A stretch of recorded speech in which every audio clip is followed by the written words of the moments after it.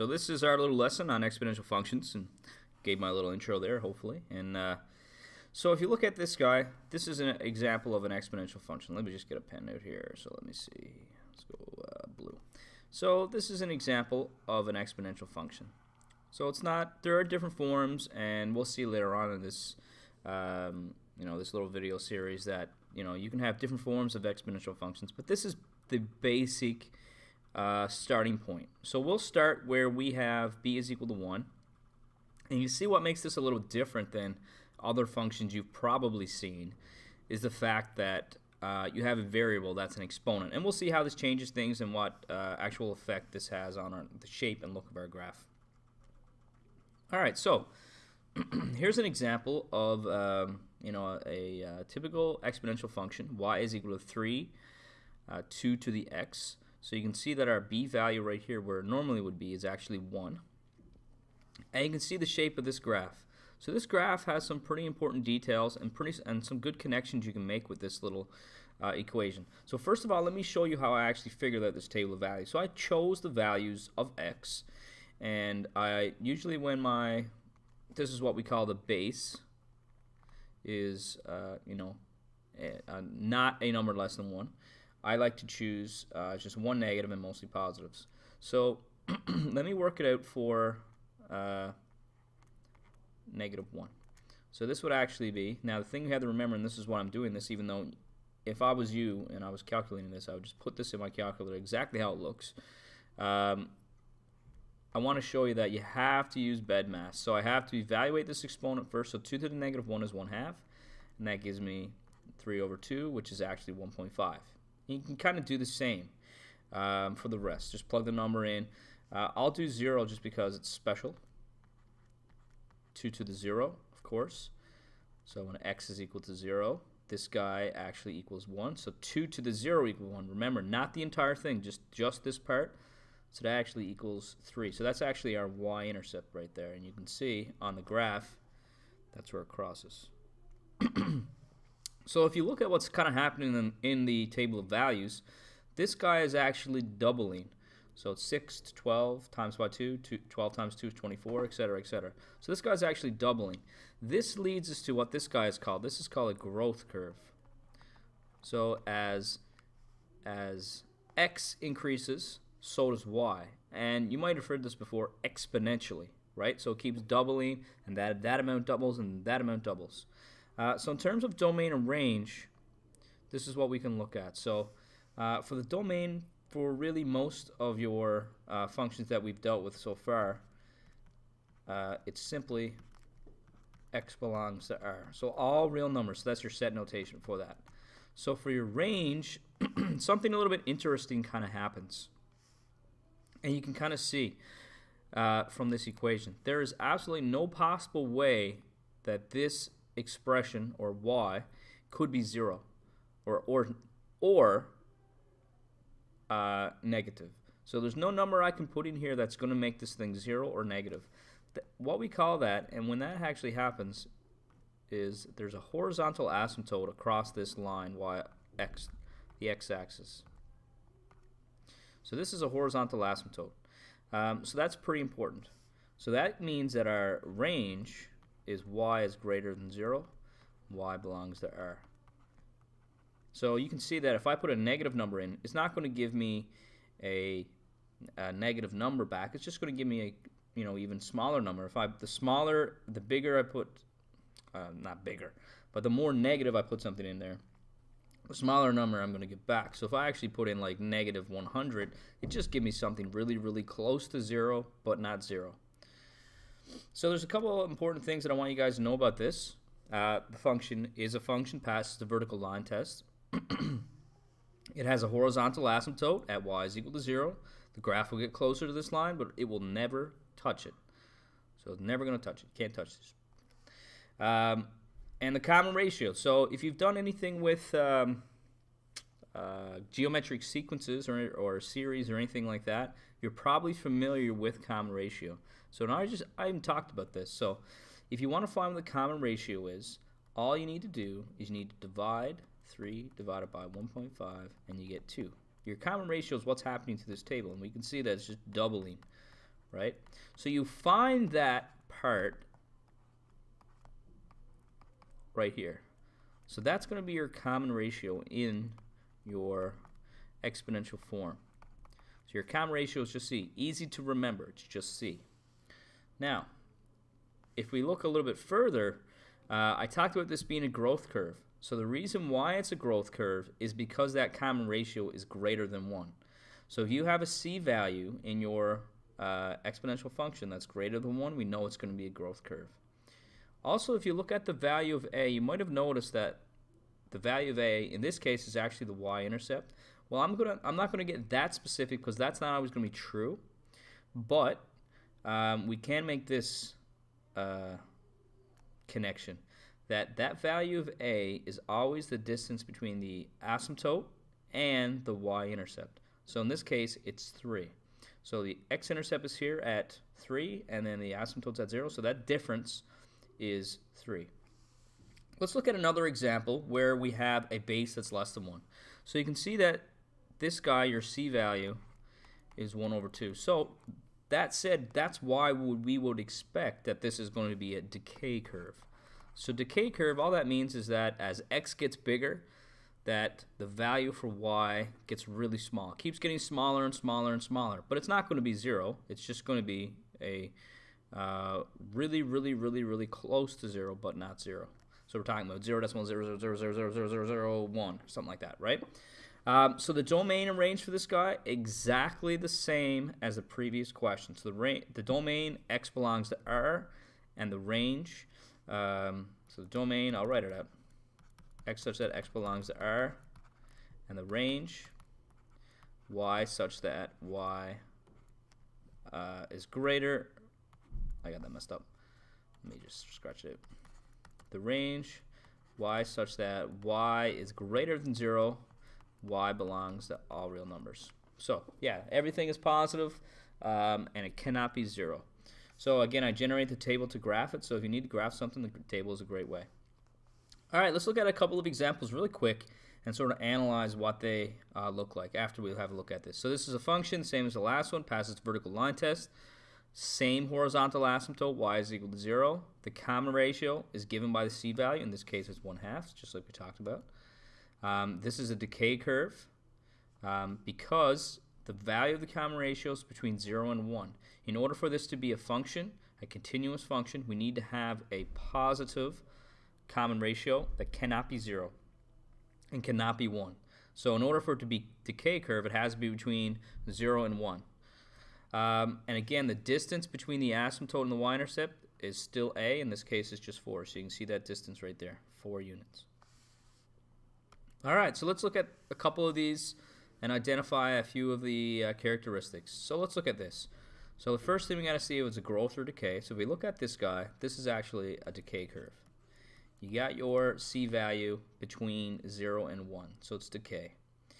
The next thing is the y-intercept. For y-intercept, and we'll do this practice, we always let x equal 0. So if I let x equal 0, this entire part goes away, and I'm just left with, y is equal to -4. So that's our y-intercept. And then it asks for the common ratio. Well, the common ratio is just 1 over 5. Very simple. Same thing for this guy. So this is going to be a growth curve because our common ratio is greater than 1. So this is growth. So then we'll say C is equal to 10, so that's our common ratio. And the y-intercept, again, I won't let x equal 0 this time. I just know it's going to be 3 over 4 because this guy goes away. So you might be asking yourself, when is the common ratio not going to be that A value? Well, I can make one simple change to this guy like this, add on a number afterwards, and that's going to actually change your y-intercept as well as your asymptote. But I'm not going to address that in this lesson. That'll be in another lesson. So for now, you can make the assumption as long as you don't have that plus or minus a number there. But that's why I always say let x equal 0 if you're unsure.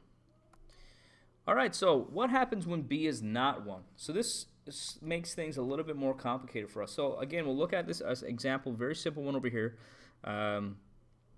2, 3 to the x. So you can see what happens to your table. It just goes up by 1. And then you get this thing is just tripling each time because our common ratio is 3. But if we look at this one where we have a b value, so your b value here is actually 1 over 3, we have to sort of make an adjustment in our table in order to keep that common ratio of 3. So in order to make that happen, we actually have to jump 3 units in our x increment is what it's called. So basically that's a fancy way of saying how much x goes up by. So that's what we get from our b value, is how much x will go up by. So if our b value is 1 over 3, then our x increment is going to be 3. So it's actually going to go up by 3. So that allows us to keep the same common ratio from this table, which we can see 6 divided by 2 is still 3. All right, so that's important. So your b value is related to the x increment. We just need to remember that it's not, if the b value is 1 over 3, the x increment is 3. All right, so we'll see how that works out in a couple of examples here. So it says determine the relation in each of the table. So in order to determine exponential relationship, we have to think about a, c, and b. I don't know why I wrote it like that. I forgot the alphabet. A, b, and c. All right, so let's have a look at this guy. So we can see that on this side it's going up by 6, so plus 6 each time. And on this side, it's kind of hard to tell what's happening, right? So we're thinking we're in the mode exponential function, so we want to think divide. 14 divided by 2, 7. 98 divided by 14. No, I'm not a mental math genius. Anybody who knows me personally knows that. And that is still 7. So we want to kind of be, thorough with this. We want to make sure that this is not going to throw us for a loop, especially if you got a tricky teacher who likes to give trick questions. We want to make sure that this is an exponential function. So we're going to test every single one of these points. And that one works out, so I'll check the other one while I'm at it. So 4,802 divided by 686. And that is 7 as well. So these all work out to 7. So divide by 7. Well, actually, I'll write the times by 7, times by 7, times by 7, times by 7. All right, so this is, it's increasing by a factor of 7. So that gives us a lot of information. This number right here is my c value. This number right here is my b value. Well, actually, it's not my b value. My b value would be 1 over 6. So remember that in the equation, your b value is actually 1 over, or the inverse, reciprocal, I shouldn't say inverse, reciprocal of 6. And then your a value just comes from when we let x equal 0. So if x is 0, then we have a is equal to 2. Y is equal to, so I'll write out the form just so we remember it. And then, so we have 2, 7, and then 1 over 6 to the x. When I was in school, I actually learned this form of the equation. So we didn't use these letters, but it's kind of matches the same thing. So whatever number was here, divided the x. So sometimes I'll tell students whatever number shows up here, we basically use that number to divide the x. So instead of writing it like this, you might find it a little less confusing if you wrote it as x over 6, which is what I'm going to do from now on. Okay, I'm going to write it like this. So whatever number shows up here, I just divide that x by it. All right, let's do another one. So we can kind of see what's going on here. So again, this is going up by 4. So that's going to divide our x. And now we can take a look and see what's going on with this guy. 192 divided by 96. 192 divided by 96 is 2. And then you can see that actually I got that backwards.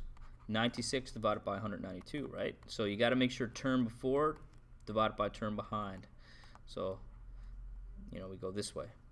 And that's 1/2. So that's a big difference. You can see how that would have messed things up. And then we have 0, and we have our y-intercept here. So that's going to be our a value. So my a value is 192. My b value is actually 1 over 4. And my c value is 1/2. So we get this guy. Y is equal to 192, 1 over 2. And then my b value, I just think of it as dividing by this number, so x over 4. And that is it. That's my exponential equation for that particular table. Now, a lot of times we're not going to have a question as simple as that. We're going to be given word problems, which are probably a little bit more common in terms of what you expect to see on a test or anything like that. So in a word problem, there's a pretty good chance we're going to be given a percent that something grows by.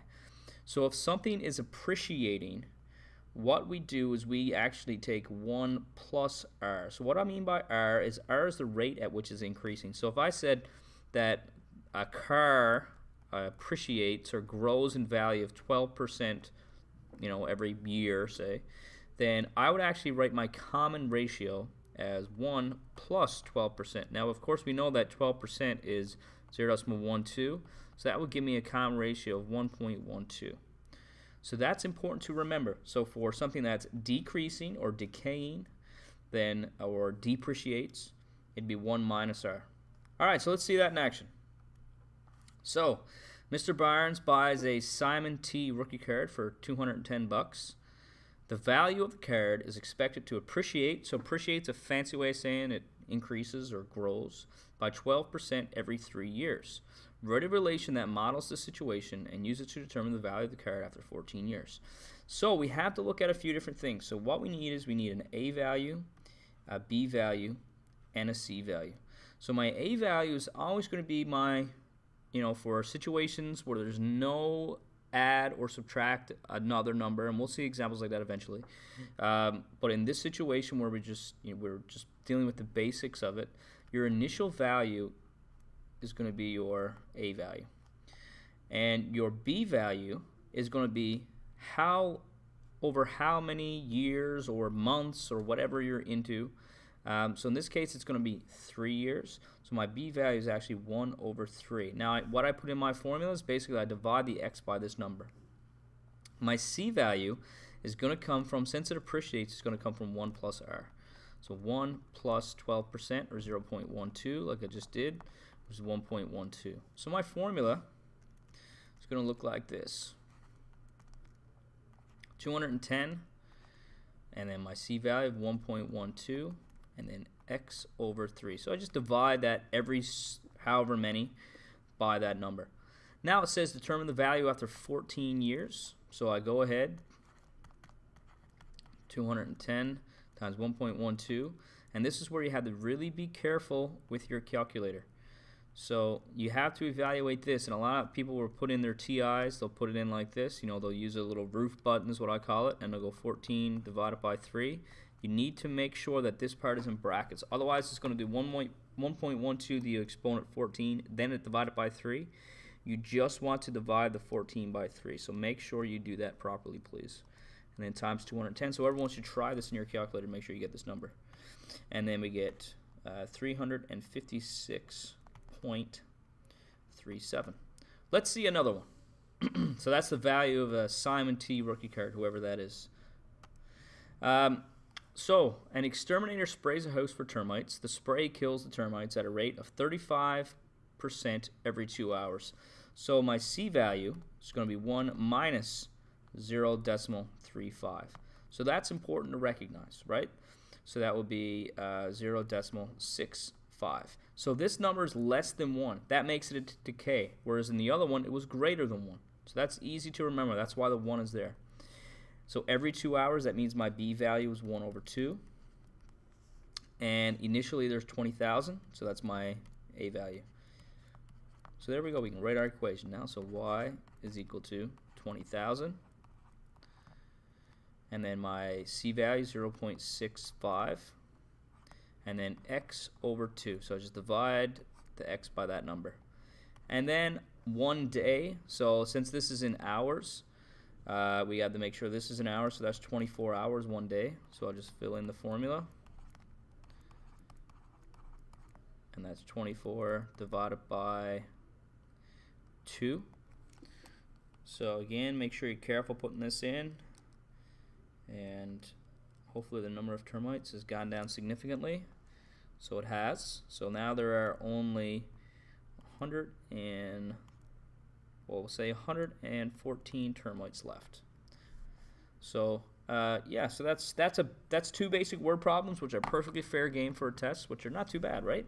So there are other situations that you might have to deal with. For one example, doubling time and half-life. So this is where you're not given a percent, but you're given something like, in this case, doubling time. You have to know the meaning. So doubling time is when you have a common ratio of 2. So if you start out with, so I'm going to sort of speed this up a little bit because I know you guys kind of probably got the hang of this now. So there are initially 655 cells. That's our A value. When you're given doubling time, it makes your life easier. Your common ratio is just 2. And it has a doubling time of 17 days. So that just means that's my B value is 1 over 17, or I divide the X by that value. Just like that. Now all I have to do is put in the 250. If I do that, then very simple. Put it in. I'm careful again, putting brackets around this in my calculator. So 2 divided by 250 divided by 17, and then times by 655. I get a very large number, so there's a lot of bacteria. Hopefully I can pick this out of my calculator here without making a mistake. I did 3, 2. So 17,504,632 bacteria going to be present. So doubling time, common ratio of 2. So one would think that half-life would be a common ratio of a half. So this is a common problem. You've probably seen this maybe in physics or biology. So you have americium 241. So don't get confused. This is just isotope notation. You don't have to worry about the number 241. That's just where the number of nucleons present in the atom. Has a radioisotope often found in smoke alarms, and has a half-life, very long half-life, of 432 years, although probably relatively not that long. If a lab initially has 600 milligrams, determine how much after 25 years. So let's see. We know since it says half-life, our common ratio is half, and our initial value is 600. So that's our A value, 600, and then 1 over 2. And then we use the half-life. So half-life of 432, so X divided by 432. Just like we did with, doubling time. So I go ahead, plug the number in, 25. So 1/2, 25 over 432. And hopefully I'm not rushing too much, guys, but I don't want to make this a long video. But it already is probably pretty long, is it? I don't know. And then we do the math on that, making sure we're careful with our brackets. And I don't have much gone because it's only been 25 years, and it takes 432 years to go to half, so I have a little bit gone. And this guy would be in milligrams.